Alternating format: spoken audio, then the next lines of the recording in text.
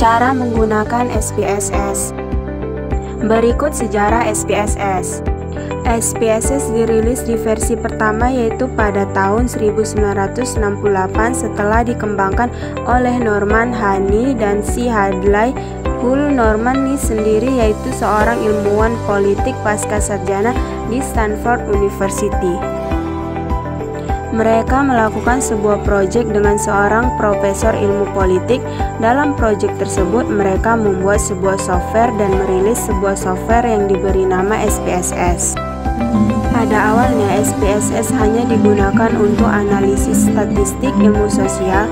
Seiring berjalannya waktu, SPSS ini mulai digunakan pada penelitian pasar, perusahaan, survei penelitian, pemerintah, maupun organisasi pemasaran, dan lain-lain. Apa itu SPSS? SPSS atau Statistical Package for the Social Science merupakan salah satu program aplikasi yang paling banyak digunakan untuk analisis statistik dalam ilmu sosial. Dalam SPSS ini menyediakan beberapa fasilitas dan fitur-fitur yang dapat memudahkan kita dalam pengoperasiannya. Berikut fitur-fitur yang ada di aplikasi SPSS serta cara penggunaannya. Ada beberapa menu yang terdapat di dalam aplikasi SPSS. Yang pertama, menu file merupakan menu bar yang menyediakan perintah-perintah terkait fungsi manajemen file seperti membuka file, menyimpan file, ekspor file, import file, dan lain-lain. Yang kedua, menu edit. Menu edit merupakan menu bar dengan perintah-perintah yang berfungsi untuk melakukan something atau edit data, misalnya undo, redo, cut, copy, paste, dan lain-lain. Yang ketiga, menu view merupakan menu yang berfungsi untuk melakukan konfigurasi tampilan dari jendela SPSS terkait menampilkan dan menyembunyikan perintah. Yang keempat, menu data merupakan menu yang berfungsi untuk hal yang berkaitan dengan data seperti menggabungkan data, validasi data, dan lain-lain.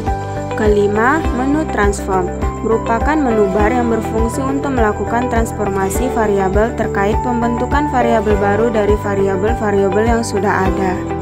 Menu keenam, menu analyze merupakan menu bar yang berfungsi untuk melakukan analisis statistika, mulai dari analisis statistika deskriptif hingga analisis regresi, parametrik, serta non-parametrik. Yang ketujuh, ada menu graph merupakan menu bar yang berfungsi untuk membuat visualisasi grafik menggunakan chart editor.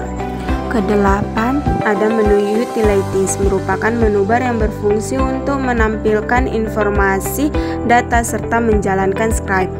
Yang ke-11 ada menu window merupakan menu bar yang menyediakan perintah terkait jendela SPSS, misalnya split, mengganti active window, mengatur tampilan awal atau reset, dan minimize.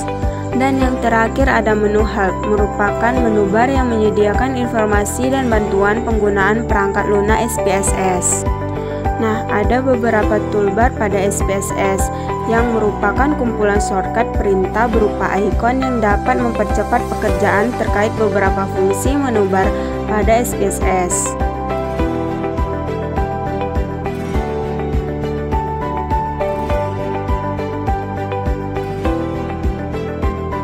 Di sini saya akan menunjukkan cara mengupload data ke SPSS untuk mencari nilai yang kita inginkan.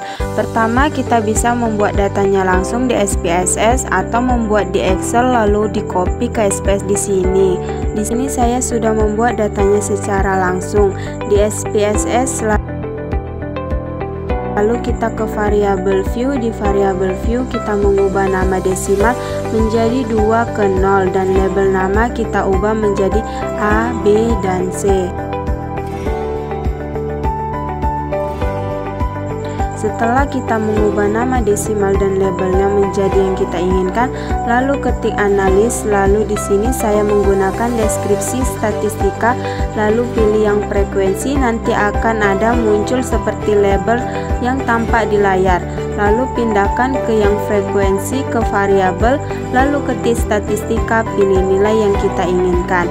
Saya memilih semua mulai dari kuartil hingga minimum dan maksimum, lalu continue, lalu pilih chart. Di chart ini bisa membuat diagram. Di sini saya memilih diagram batang atau histogram, lalu klik continue.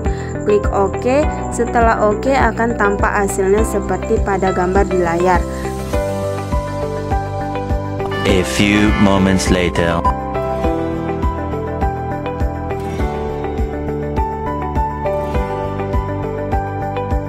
Selanjutnya, klik pojok kiri file, lalu pilih export. Di sini kita bisa menyimpan dengan klik pojok kiri export. Setelah itu dapat memilih bentuk file yang kita inginkan, ada PPT, Word, dan lain-lain. Di sini saya memilih Word, lalu selanjutnya ketik brosur. Di brosur kita bisa memberi nama pada file sesuai yang kita inginkan. Di sini saya membuat nilai matematika, bahasa Indonesia, dan agama. Lalu save, kemudian klik OK. Setelah OK, kita akan pastikan bahwa datanya sudah tersimpan dengan membuka manajer file.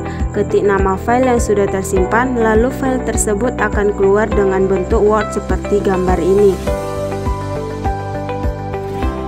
Setelah sudah keluar seperti ini, berarti datanya sudah tersimpan dan bisa dibuka kapan saja yang kita perlukan. Demikian rangkaian penjelasan saya tentang cara-cara penggunaan aplikasi SPSS. Sekian dan terima kasih.